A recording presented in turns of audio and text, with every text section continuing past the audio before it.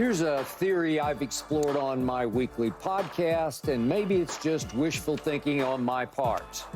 Theory is that Jerry Jones appears to be setting up Dak Prescott to fail. Who knows, maybe in hopes of positioning the Cowboys to move up, draft Shedeur Sanders, then hope his father Dion would coach the Dallas Cowboys.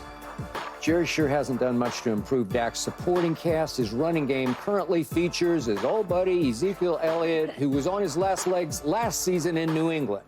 And now that Michael Gallup's gone, there's no clear-cut number 2 receiver behind CeeDee Lamb, who, of course, could be a training camp holdout, and who knows, go into the season rusty?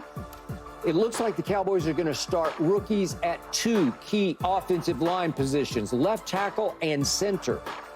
In former 4th-round pick Jake Ferguson, he'll give you all he's got at tight end, but he's no Kelsey or Kittle. Dak has to be saying to himself, what are we doing? And obviously, Jerry has yet to give Dak a contract extension. So, Keyshawn, what do you think of the supporting cast Jerry has provided Dak so far this offseason? I think it's fine. I don't have a problem with it, Skip. CeeDee Lamb is still there. I'm assuming CeeDee Lamb is going to be there. They're going to get that deal done. Yep. If you want the quarterback to look anything remotely close to what he did last year, to give you any hope or opportunity to get to the Super Bowl or even a deep run in the playoffs, they got to get the receiver signed first and foremost. You say, well, they don't have a number 2. Well, Brandon Cooks is there. Brandon Cooks is there 2. Michael Gallup was there 3. There's still opportunities that are out there. Brandon Cooks, aging Brandon Cooks, a legit number 2. Still run. Yeah. So everything's going to CD. Yeah. So if you can lift the coverage and CeeDee Lamb, you could take 2 and CeeDee Lamb could do his work, you're going to get the same production from CeeDee. You like Jalen Tolbert as a 3? No, but he made a 3rd receiver only has to beat his man. You getting the 3rd DB, the 4th DB, the 5th DB. You're not getting 1 and 2. So as long as he can do some things, but again, there's other people that's still out there. Training camp is coming. My nephew's still out there. If he's healthy, that's an opportunity to maybe be there for him too. Michael Thomas. When you look at it, you say, well, they had Pollard in the lineup last year. Pollard was okay. He was fine. He was better than okay. He before he got hurt in the playoff game at San Francisco, he was really okay. Yeah, but I'm talking about last season, not 2 seasons. Yeah. Last season he was okay. So when you look at the running back, running back position by committee and what the Cowboys want to do, I don't know that Zeke is fried to the point where he can't contribute. The times of a back carrying one team has been over with. Keyshawn, he's your lead dog. I understand that, but you telling me if you run the ball 25 times a game and he gets 12 of those carries and everything else is divided up to everyone else. Rico Dowdle. His stats last season would not tell you. Yeah, but you're in New England. You in New England with Mac Jones as your quarterback and a coach that every week was getting ready to get fired. It's a different situation.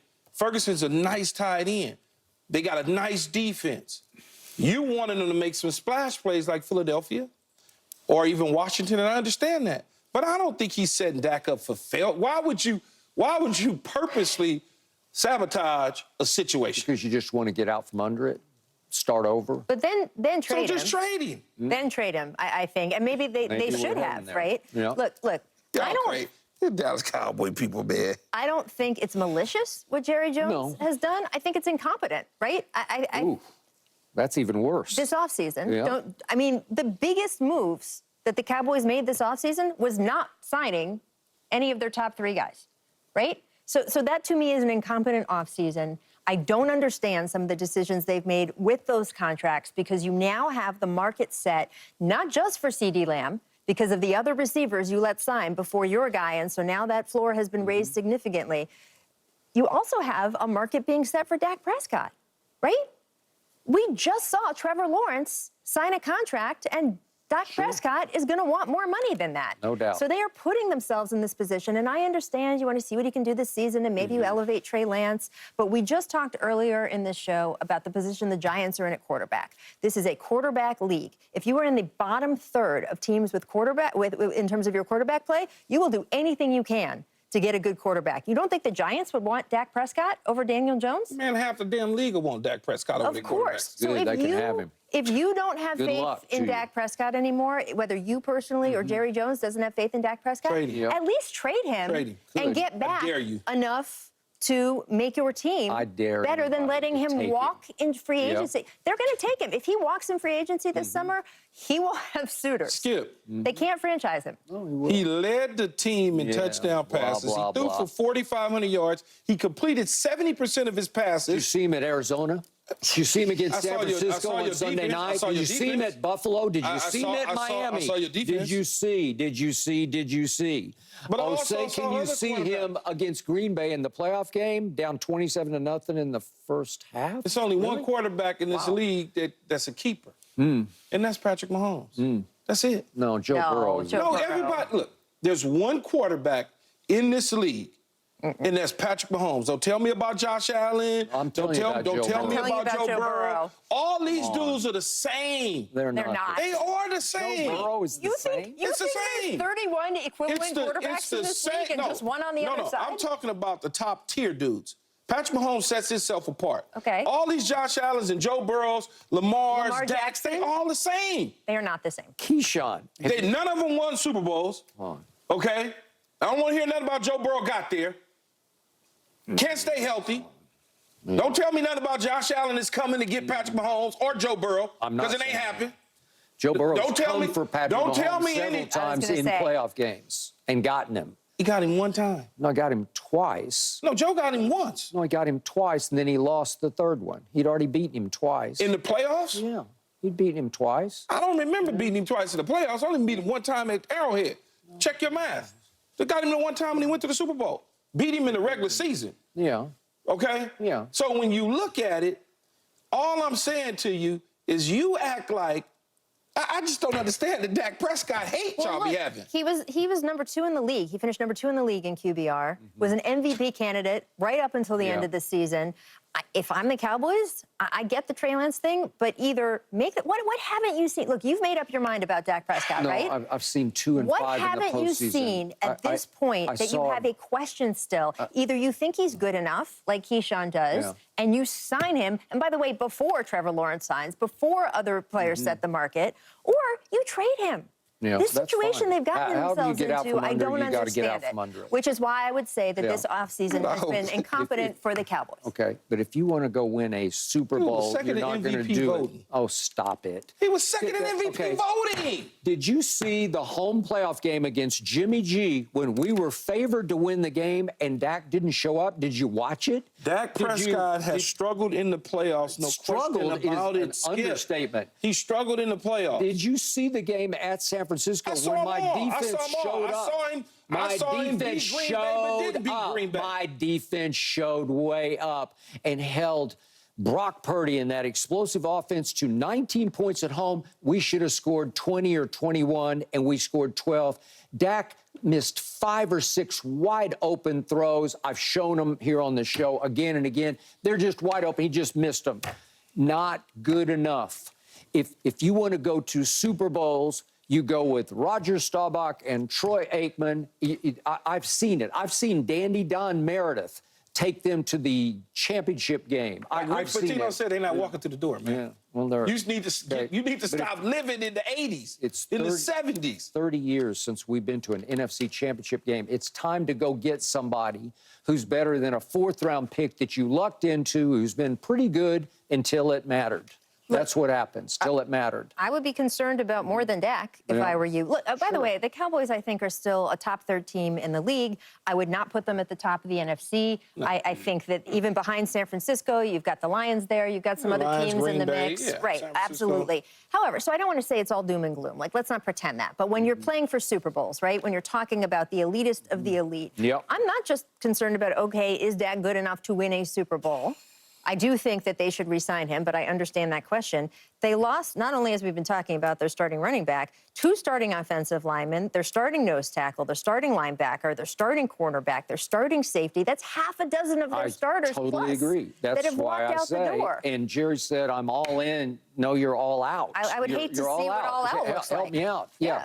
Because if you're seriously going to start Tyler Guyton and Connor Beebe at left tackle and center as raw rookies, and Terrence Steele did not grade out well last year as the right tackle that you already paid, then I don't know. You got a Hall of Fame left guard in Tyler Smith. I think he's on a Hall of Fame trajectory, and obviously you have an aging Hall of Famer at right guard. Mm-hmm. And he's a slam dunk first ballot. Yeah. Okay. But the point is, Tyler Guyton and Connor Beebe, I don't know, man. I mean, Dak's got to be saying, I don't know. The history of the Dallas Cowboys that you will never convince me they don't know about is the offensive line. That is the one position that they always get right. You mean in history or just in general? In the Jerry regime. In the let's say Jerry regime. They always got the offensive line right. Always. Think about it. They always get it right. Okay, but so when no you go rookie at the two most important positions, I don't know, man. Well, they're going to have at least they're going to have a learning It's curve. all about the offensive line coach and the offensive coordinator setting the line to protect those guys. That's all it is. No. It's all about the protection. Okay, but you can either do it or you can't. And I've seen... when you're young and they need help, Skip, you give them the help. Okay, but I've seen the Chaz Green's backup left tackle come in and just get annihilated one day at Atlanta when Dak went down, I think it was 8 times. But that's backup. Okay, I understand. But Tyler Guyton right now is probably the equivalent of a backup. I know him. I watched him at Oklahoma, and he is a raw project, and they're projecting him as the left tackle. Mm-hmm.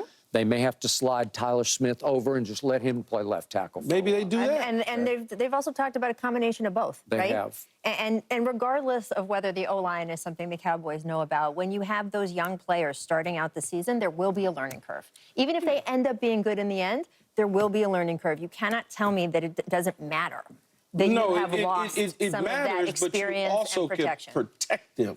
You can protect them. You can slide the line, protection calls, so where the offensive line, they're not out there on an island exposed. Yes. You can bring the chips there. You can slide the tight end across. There's things they can do. But you're giving up other things if you do that. It's always a Peter Paul situation, right? Of course, but that's part of... It would be better if you didn't have to.